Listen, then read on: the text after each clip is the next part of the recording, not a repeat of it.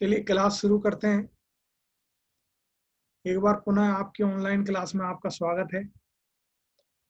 हम लोग जिस चैप्टर की बात कर रहे थे वो चैप्टर था चैप्टर नंबर 8 बायोलॉजी का, मानव स्वास्थ्य एवं रोग। और लगभग इस चैप्टर की सारी बातें हमने कर ली हैं। दो चार बातें और बची हैं, आज उनकी बात करते हैं। और इसके लिए मैं अपनी स्क्रीन आपके साथ शेयर कर रहा हूँ।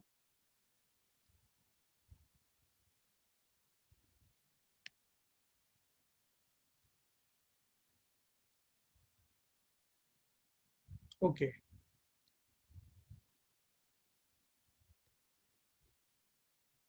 मैंने अपनी स्क्रीन आपके सामने शेयर की है। दिखाई दे रही है? कोई भी एक अपने आप को दिख अनम्यूट कर। रही है। Okay, very good. तो शुरू करते हैं क्लास को। पहले जो कुछ पढ़ लिया था उसमें किसी को अगर कुछ कहना हो तो बताएं।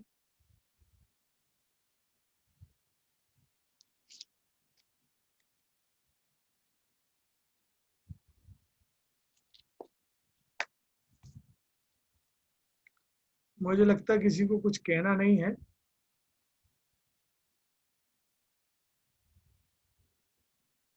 तो शुरू करते हैं क्लास को। एक बार और मैं आप देख लेता हूं कि आप में से देखिए, पिछली बार हमने प्रतिरोधकता की बात कर ली थी कि किस तरह से प्रतिरोधकता जो है वो किसी भी मनुष्य को प्राप्त होती है। ठीक है, उपार्जित और जो प्राकृतिक प्रतिरोधकता है उसके बारे में हमने, उसके कितने प्रकार होते हैं, कौन कौन सी प्रतिरोधकता किस प्रकार से प्राप्त होती है, उसकी हमने बात कर ली थी।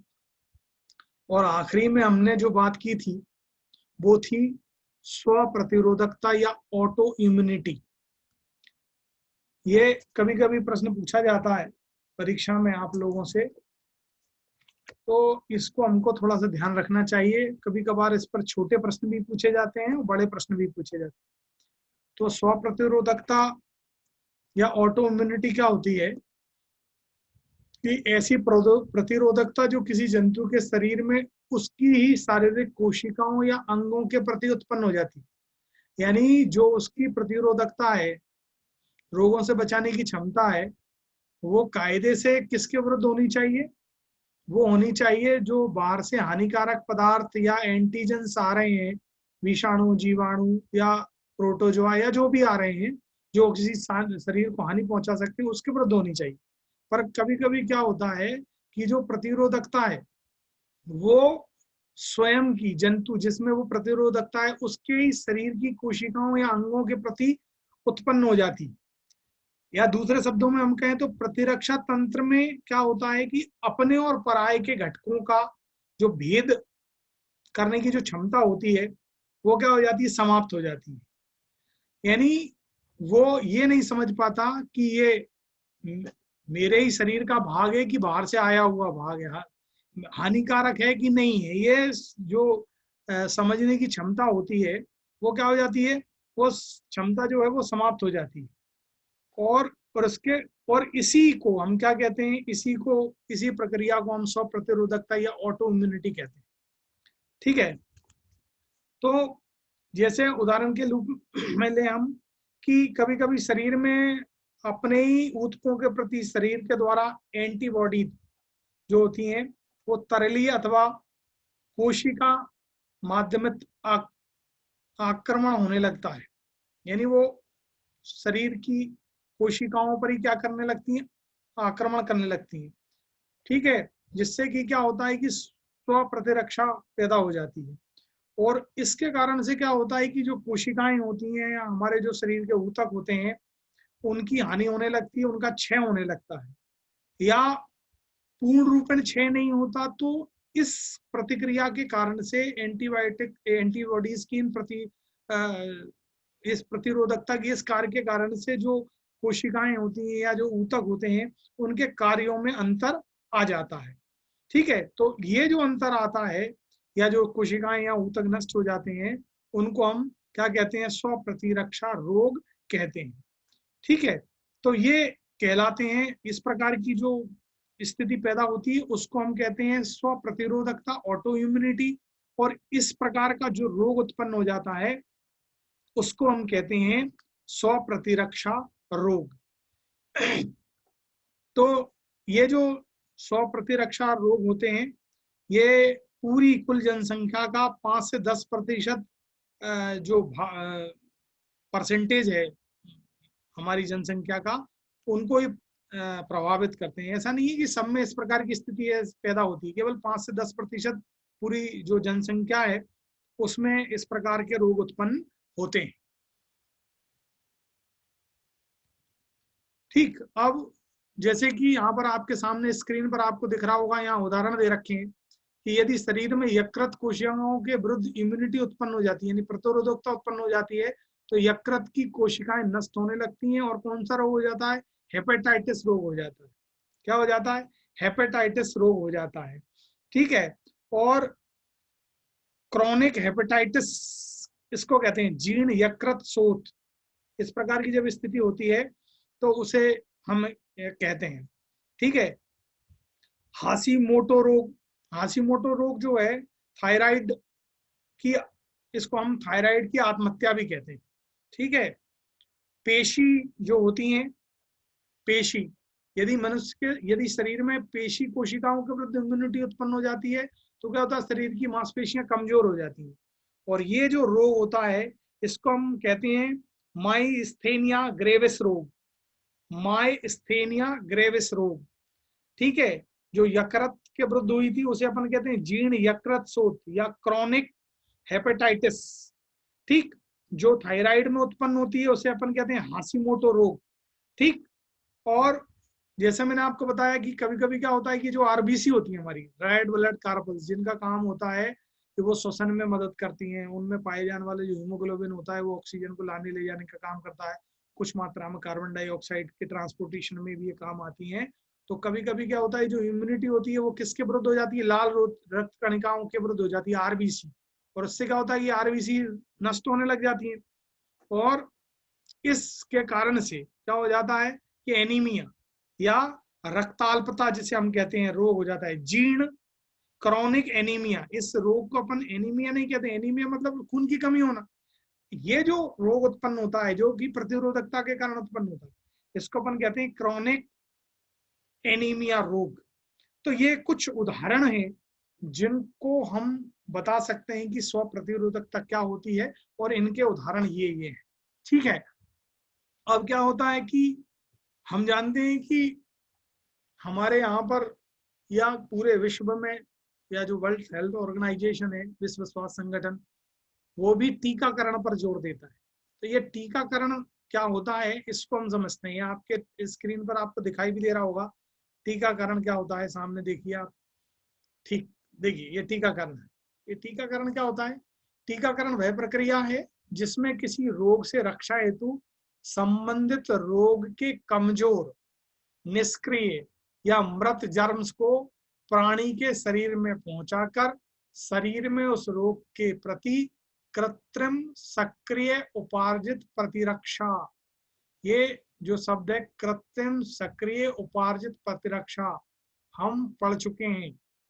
ठीक है, क्या की जाती है? उत्पन्न की जाती है। ठीक है, रोग के कमजोर या निष्क्रिय जर्म्स व्यक्ति के शरीर में जैसे ही पहुंचते हैं, हम जानते हैं कि जैसे ही कोई हानिकारक पदार्थ हमारे शरीर के अंदर प्रवेश करता है वैसे ही क्या होता है, उससे बचने के लिए हमारा शरीर क्या करता है? एंटीबॉडीज का निर्माण कर देता है। ठीक, अब क्या हो गया कि ये जो पहुंचे थे ये तो कैसे थे? निष्क्रिय थे, कमजोर थे, तो इनके कारण तो कुछ नहीं हुआ, मतलब रोग उत्पन्न नहीं हुआ, लेकिन इनके पहुंचने से क्या हुआ? एंटीबॉडीज बन गई। क्या बन गई? एंटीबॉडीज बन गई। और एंटीबॉडीज के बनने से जब वास्तविक जो रोग कारक है वो जब उसके शरीर में प्रवेश करेगा, जिसमें ये पहले से ही एंटीबॉडीज हमने बनवा दी है, किसके द्वारा? टीकाकरण के द्वारा, इंजेक्शन के द्वारा हमने उसके अंदर क्या पहुंचाया? रोग कारक एंटीजन पहुंचाए। उससे क्या हुआ? लेकिन वे एंटीजन कैसे थे? निष्क्रिय थे, कमजोर थे। वे पहुंचे तो क्या हुआ? एंटीबॉडीज बन गई। और एंटीबॉडीज बनने से क्या हुआ कि वो व्यक्ति जो है जब कभी उस रोग के वास्तविक कारक, जीवित कारक, रोग उत्पन्न करने वाले एंटीजन जब उसके शरीर में पहुंचेंगे तो क्या होगा कि ये एंटीबॉडी जो पहले ही बन चुकी हैं वो इनको क्या कर देंगी, नष्ट कर देंगी, और वह व्यक्ति का हो जाएगा, उसके शरीर की उन रोगों से रक्षा हो जाएगी। ये जो प्रक्रिया है इसे अपन कहते हैं टीकाकरण, वैक्सीनेशन।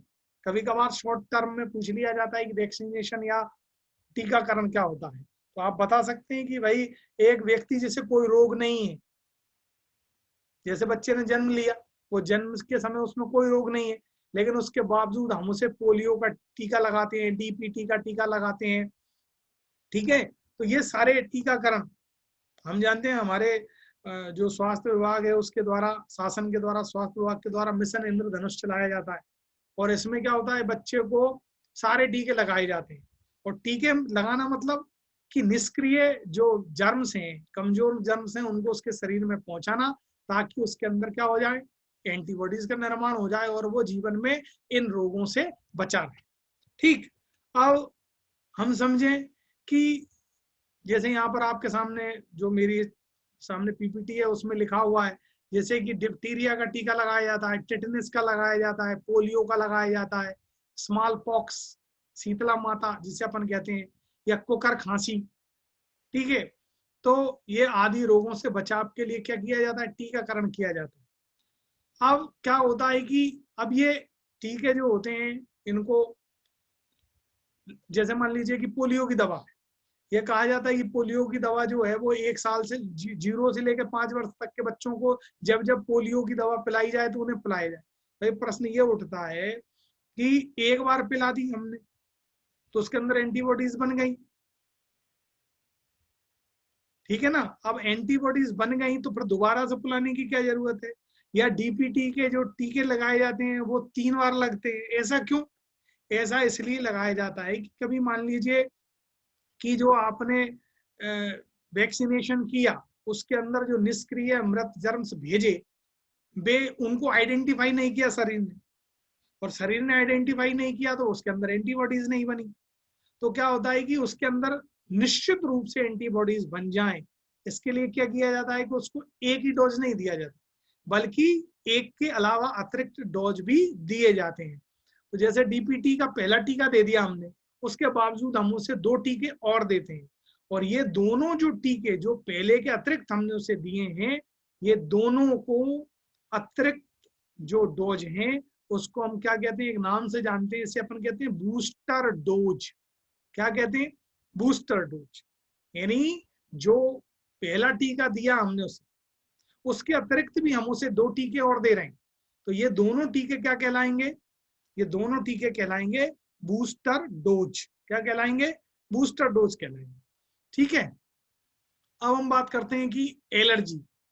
एलर्जी आपने नाम सुना होगा कि भाई कोई कहता है कि मुझे धूल से एलर्जी है, किसी किसी को खुशबू से एलर्जी होती है, फूलों से एलर्जी होती है, या जो दूसरी चीजें होती हैं उनसे उसको एलर्जी होती है, कभी कभार किसी मेडिसिन से भी एलर्जी होती है।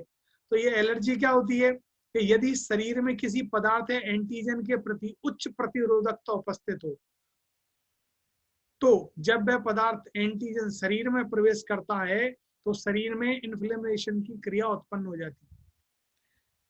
भाई किसी को धूल से एलर्जी, और वो ऐसी जगह चला गया जहाँ धूल उड़ रही है, तो उसके नाक के द्वारा क्या हो जाएगी, धूल जो है वो अंदर जाएगी, अंदर जाएगी तो क्या होगा कि वो धूल के प्रति उसमें उच्च प्रतिरोधकता है, तो वो क्या होगा कि या तो उसे सर्दी हो जाएगी, या उसे खांसी आने लग जाएगी, जुकाम हो जाएगा। यानी कुल मिलाकर के, या कभी कभार क्या होता है कि हम किसी चीज के संपर्क में आते हैं और हमको खुजली होनी शुरू हो जाती है, या खुजली होने के साथ साथ छोटी छोटी फुंसियां हो जाती हैं, वो भी नहीं होती, तो कभी कभार क्या होता है कि थोड़ा सा सूजन आ जाती है हमको।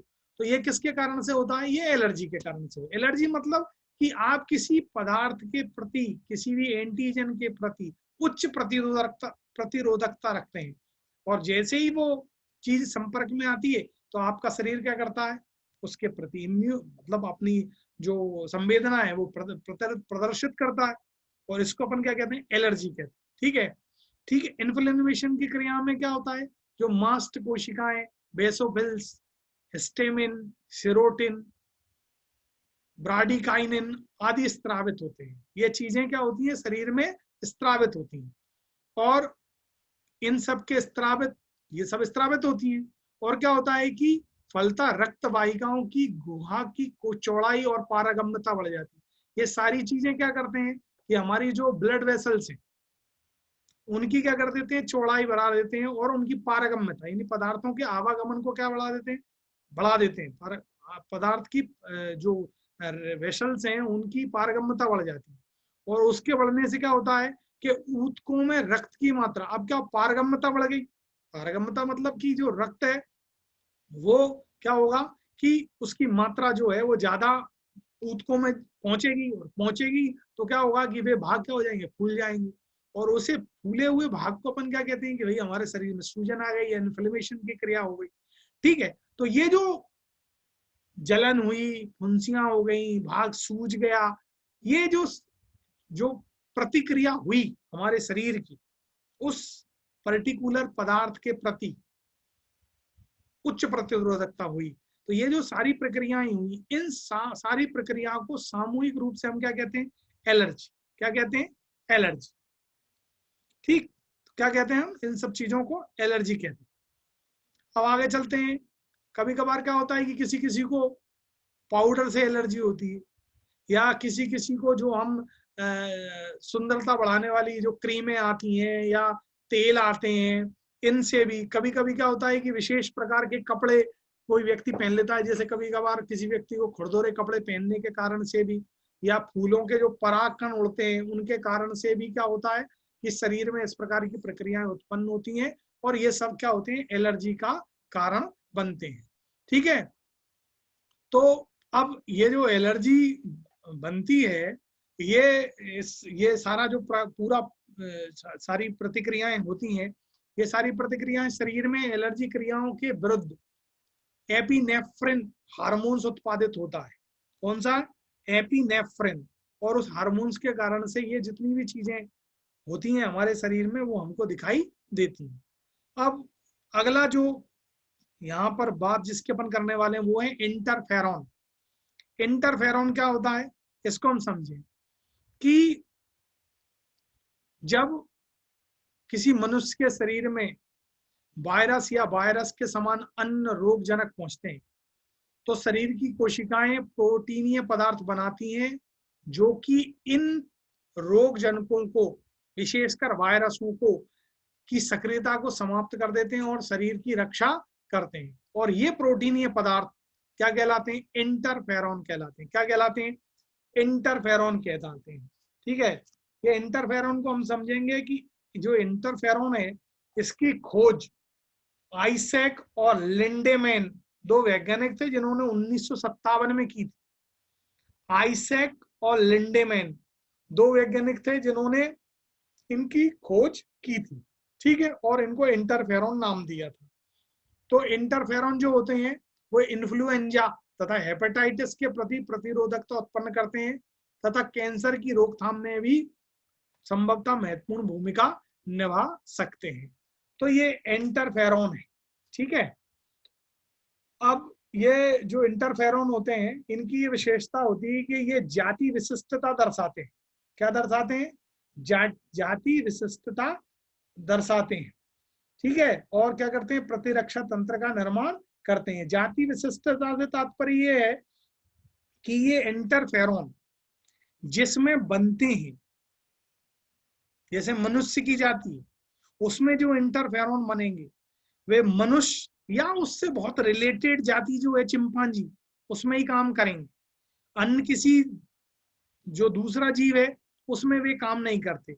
और साथ ही साथ क्या होते हैं कि ये इनमें स्पेशलाइजेशन पाया जाता है। ये जिस वायरस के विरुद्ध उत्पन्न होते हैं उसी वायरस के विरुद्ध काम करते हैं।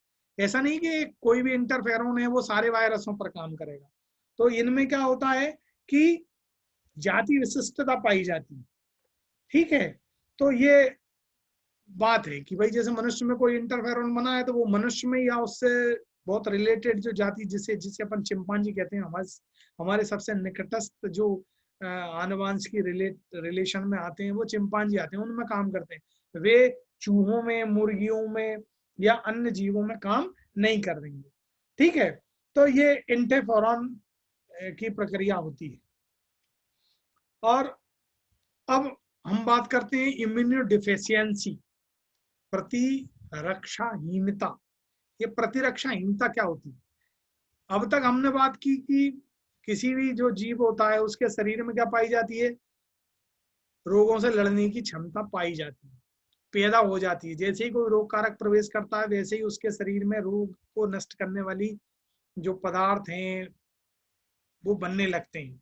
ठीक है, तो कभी कभी क्या होता है कि एक ऐसी दशा आती है जिसमें जो जीव होता है या मनुष्य होता है उसमें कुछ रोगों या समस्त रोगों के विरुद्ध प्रतिरोधकता नष्ट हो जाती है, उसके अंदर किसी प्रकार की प्रतिरोधकता नहीं बचती है।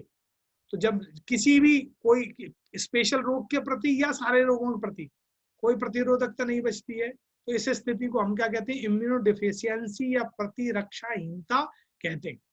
ठीक है, जैसे कुछ उदाहरण ले लें हम। सीड या सेवियर कंबाइंड इम्यूनोडिफिशियंसी, सीड या सीवियर कंबाइंड इम्यूनोडिफिशियंसी, यह रोगात्मक परिस्थिति, रोग प्रतिरक्षाहीनता जो होती है वो नवजात शिशुओं में पाई जाती है। इनमें क्या होता है? बी सेल्स और टी सेल्स, अपन ने पढ़ा है बी लिम्फोसाइट और टी लिम्फोसाइट्स, ये अनुपस्थित होती है। और इसके कारण से हम जानते हैं कि जितनी भी प्रतिरोधकता उत्पन्न होती है वो बी लिम्फोसाइट और टी लिम्फोसाइट्स के द्वारा ही उत्पन्न होती है। तो क्या है कि उनमें ये नहीं पाई जा रही है तो उनमें कोई प्रतिरोधकता पैदा ही नहीं होती है। और क्या होता है कि अब उनमें कोई प्रतिरोधकता नहीं है तो उनको बहुत छोटा सा रोग, कोई छोटा सा भी संक्रमण होता है तो उससे उन्हें बड़ी हानि हो जाती है और कभी कभार उनकी मृत्यु भी हो जाती है। दूसरा हम समझे ऊतक या अंग प्रत्यारोपण। ऊतक या अंग प्रत्यारोपण, किसी व्यक्ति के क्षतिग्रस्त ऊतक के स्थान पर उसी व्यक्ति या किसी अन्य व्यक्ति के दूसरे ऊतक या अंग का आरोपण, पहुंचाना, लगाना, ऊतक या अंग प्रत्यारोपण कहलाता है। तो आपने सुना होगा हार्ट ट्रांसप्लांटेशन होता है, लिवर ट्रांसप्लांटेशन होता है, स्किन का भी किया जाता है, बहुत सारे अंगों, किडनी का ट्रांसप्लांटेशन भी किया जाता है। यानी कि जो चीजें खराब हो जाती हैं तो वो किसी दूसरे की, उस व्यक्ति के शरीर में लगा दी जाती है। तो ये जो होता है इसको अपन ऊतक या अंग प्रत्यारोपण कहते हैं। ठीक है, तो दाता प्राणी तथा ग्राही प्राणी के मध्य अंतर संबंध के अनुसार प्रत्यारोपण को 3 प्रकारों में वर्गीकृत किया जा सकता है। कौन कौन से हैं? ये देखिए, पहला है आइसो ट्रांसप्लांट या आइसोग्राफ्ट, ऐसा प्रत्यारोपण जिसके अंतर्गत दाता तथा ग्राही दोनों कैसे होते हैं? एक जैसे होते हैं, समान होते हैं। तो ये कहलाता है आइसो ट्रांसप्लांट या आइसोग्राफ्ट। ठीक है, जैसे कि किसी जो व्यक्ति है उसके ही शरीर में किसी स्थान के ऊतक को दूसरे स्थान पर लगा देते हैं। ठीक है, या जुड़वा जो व्यक्ति होते हैं, समरूपी आइडेंटिकल जुड़वा व्यक्ति होते हैं, उनके मध्य ऊतकों या अंगों का प्रत्यारोपण किया जाता है।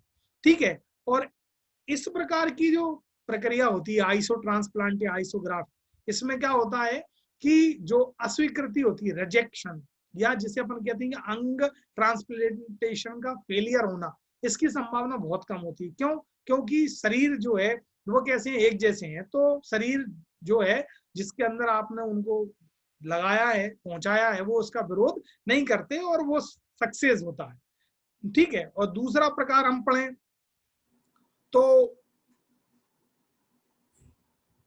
वो कहलाता है एलो ट्रांसप्लांट या एलोग्राफ्ट। ठीक है, तो इसमें क्या होता है कि जो दाता और ग्राही है वो दोनों जो होते हैं वो एक ही स्पीसीज के होते हैं। इसको अपन, जब स्पीसीज एक होती है, जब व्यक्ति एक ही होता है या उसका जुड़वा होता है तो उसे आइसो कहते हैं, और जब उस स्पीसीज एक जैसी होती है तो इसको अपन कहते हैं एलो ट्रांसप्लांट या एलोग्राफ्ट। ठीक है, तो इसमें थोड़ी सी रिजेक्शन की संभावना होती है, क्योंकि क्या होता है कि दोनों के जो शरीर हैं उनमें प्रतिरोधकता जो है या दूसरी जो चीजें हैं वो कैसी होती हैं? थोड़ी सी अलग होती हैं। तो इनमें अस्वीकृति की संभावना थोड़ी सी आइसोग्राफ्ट से अधिक होती है। ठीक है, परंतु जीनोग्राफ्ट जो होते हैं उनमें कम होती है।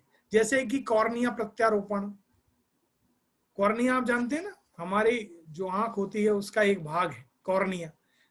किडनी प्रत्यारोपण, वृक्क, रक्त प्रत्यारोपण, स्किन प्रत्यारोपण, त्वचा प्रत्यारोपण, थाइमस ग्रंथि विहीन पशुओं में गर्भपात किए गए शिशुओं की थाइमस ग्रंथि का प्रत्यारोपण। तो ये जो प्रत्यारोपण है ये इस एलो ट्रांसप्लांट या एलोग्राफ के द्वारा किए जाते हैं। तीसरा कौन सा होता है? जीनो ट्रांसप्लांट। क्या होता है? जीनो ट्रांसप्लांट। जीनो ट्रांसप्लांट होता है या जीनोग्राफ्ट जिसे अपन कहते हैं। मैंने अभी आपसे बात की थी कि जीनोग्राफ्ट जो होता है उसमें रिजेक्शन की संभावना बहुत होती है। कैसी होती है? रिजेक्शन की संभावना बहुत होती है। क्यों होती है? इसलिए होती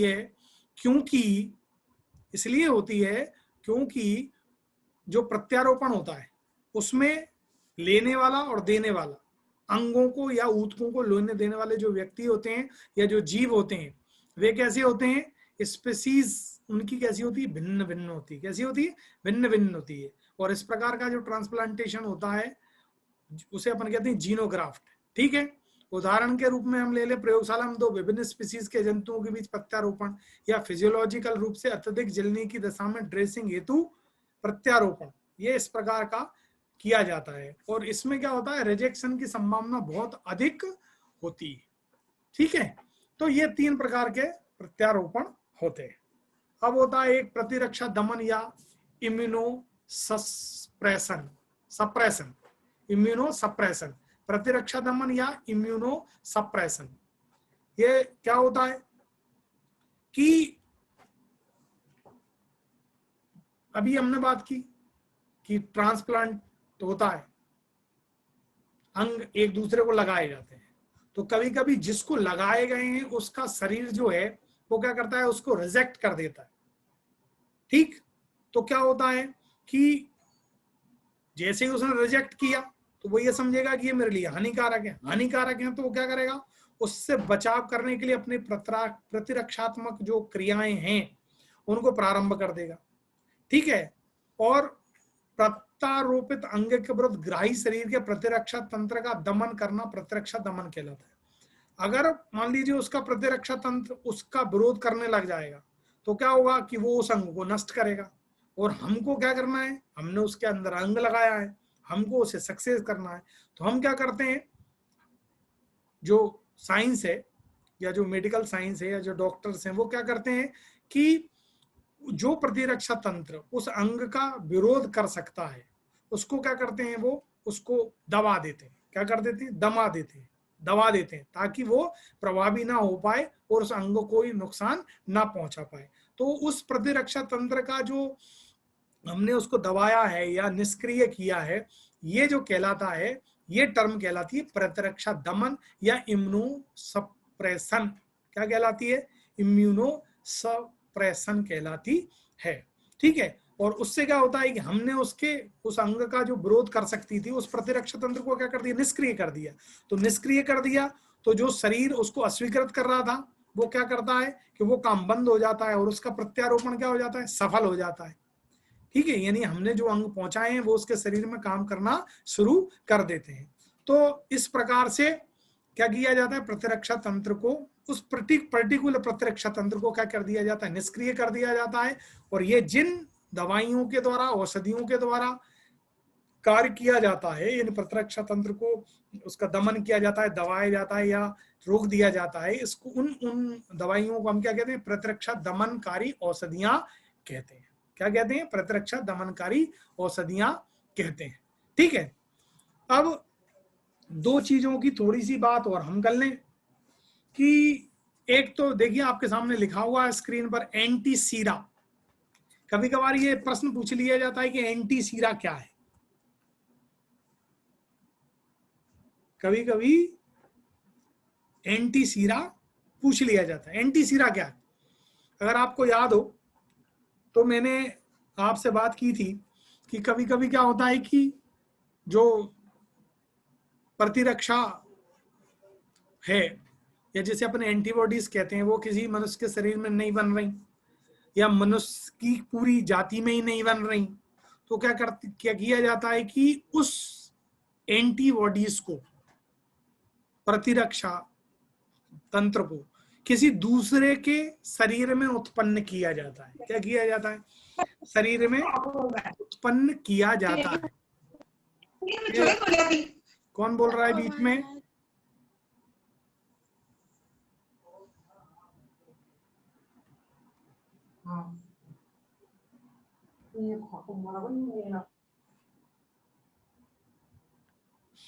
तो क्या होता है कि इसके लिए क्या किया जाता है? इसके लिए ये किया जाता है कि जो रोग कारक होते हैं उनको किसी दूसरे के शरीर में पहुंचाया जाता है।